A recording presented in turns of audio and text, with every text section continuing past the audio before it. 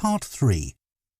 Following instructions from their tutor, you will hear two trainee teachers discussing the use of origami, a paper folding activity, in the classroom. First, you have some time to look at questions 21 to 27.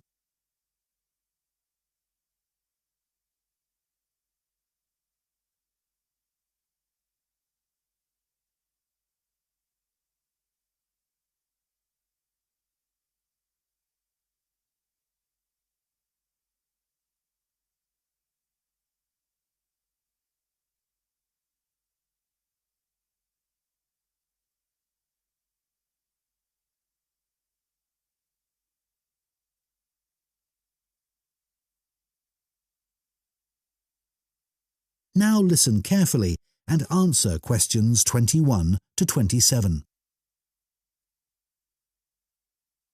So now I want you to discuss the lesson we've just been watching on the video and think about the ways in which origami can be a useful educational tool. Can you all work with the person sitting next to you? I had no idea that such a simple thing like folding squares of paper to make the shape of something like a bird could be such an amazing tool. It's made me see origami in a whole new light. I know. It was interesting to see the educational skills the children were developing by doing origami. On the video, you could see them really listening hard to make sure they did all the steps in the right order to make the bird. That's right.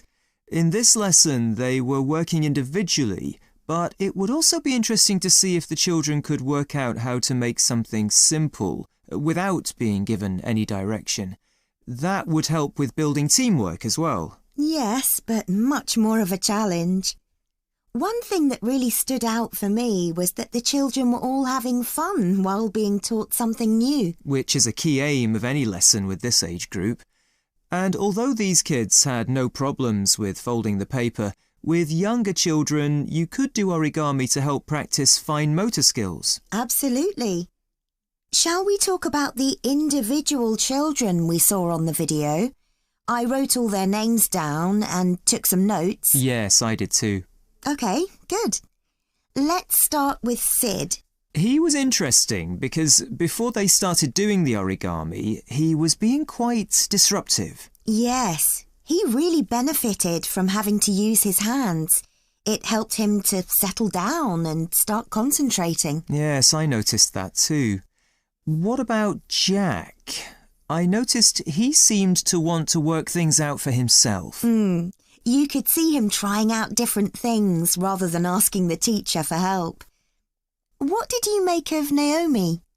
She seemed to be losing interest at one point, but then she decided she wanted her mouse to be the best, and that motivated her to try harder. She didn't seem satisfied with hers in the end, though. No. Anya was such a star.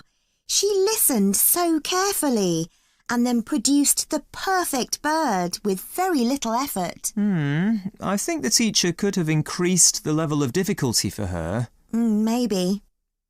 I think it was the first time Zara had come across origami. She looked as if she didn't really get what was going on. She seemed unsure about what she was supposed to do, but in the end, hers didn't turn out too badly. Yeah, I'm sure it was a positive learning experience for her.